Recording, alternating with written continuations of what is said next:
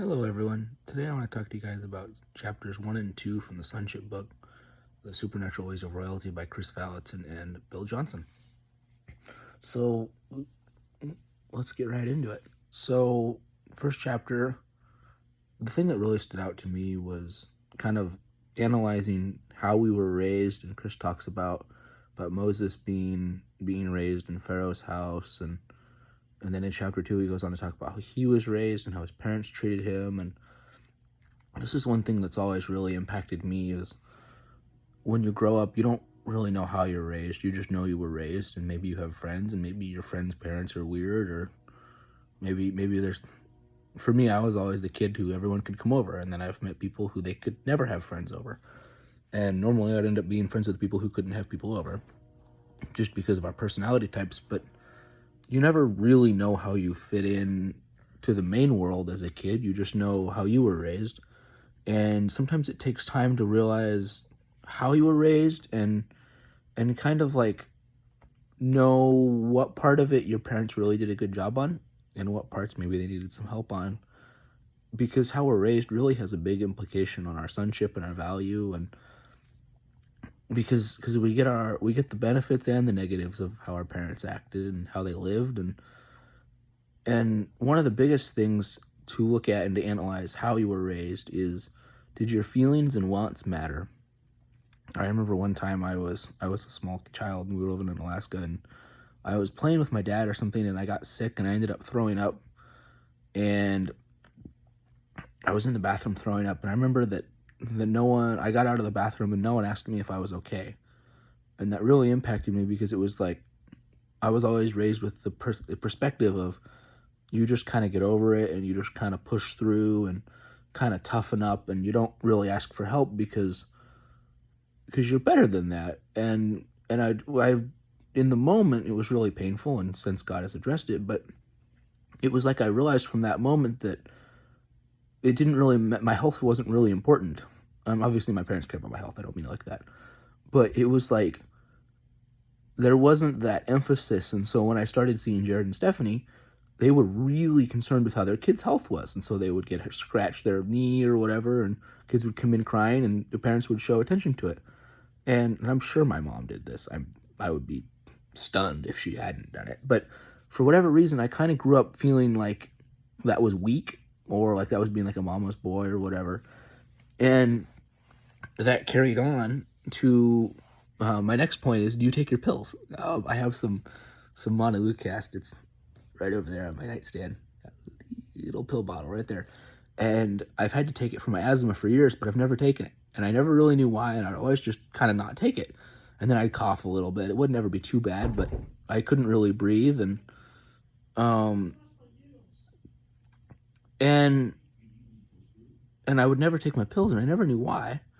And I come to realize later, it was because I didn't love myself and I wasn't valuing my health, and I kind of felt that I should just toughen up and get over it. Um and I never thought it carried over to that. Like, I would never take showers, I would never do that kind of thing, because I never valued myself. Another thing is, were you raised where your parents constantly were using sarcasm or maybe making mean jokes?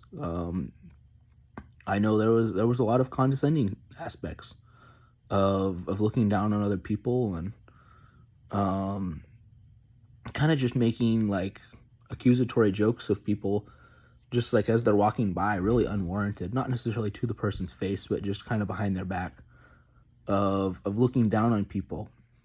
And looking back now, I know it's because my dad didn't have value, and so whenever he didn't feel valued. So when he would see something, maybe a car or whatnot, he'd be like, "Oh, that design's stupid" or whatnot. And what it actually was is him saying he didn't feel worth it, because it was never about a bad car. He never saw a bad car and said, "Oh, that's a bad car." It was always some new car. "Oh, that's poorly styled" or whatever.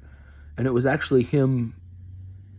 If he can say the car is bad, he doesn't have to deal with the fact that he might want it because it's new or it's nice. And so one thing to really look on for ourselves is, do we do stuff like that? And what are we trying to hide in amongst ourselves of, well, I'm pushing it off because if I push it off, I don't have to I don't have to deal with the fact that I don't feel worth a new car. Maybe it's a car, maybe it's clothes, or I don't know, whatever it is. Or maybe you got all that stuff down. Um, Another thing is because the one point Chris was making is that what we say really matters and what we do really matters. And God spoke to me one time and he said, I don't remember how he said it, but to the extent of that everything, he said, everything you do matters.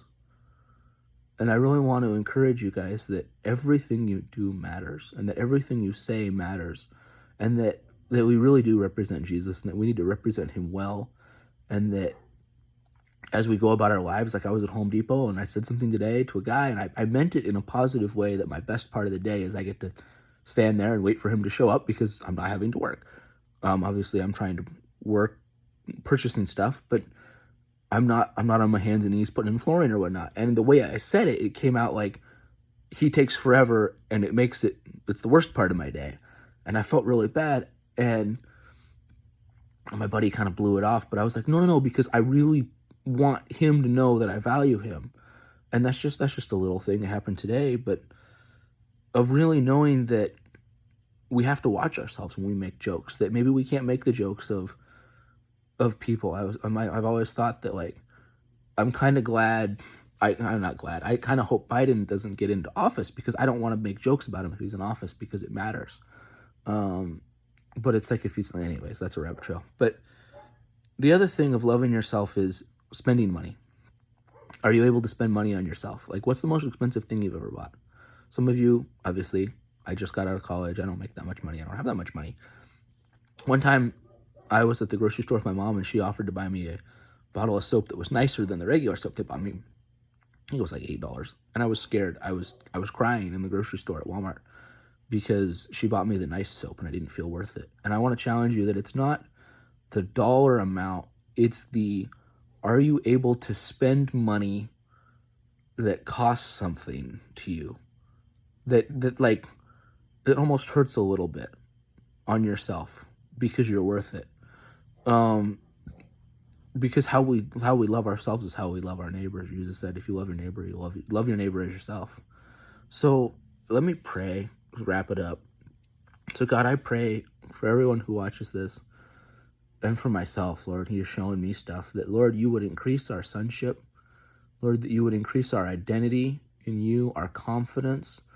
Lord, that everything we do would be with the realization that it matters and that you love us. And Lord, I pray a blessing over everyone listening, that Lord, you would open their eyes to ways where they can love themselves more, and that you would open their eyes to ways that they're doing a good job in. Because I feel like the Lord wants to encourage you that you're doing a good job in ways, and that maybe we don't have it all together, but that there are areas where you're doing a really good job in loving yourself, and you're really taking the time to say, you know what, I'm worth it.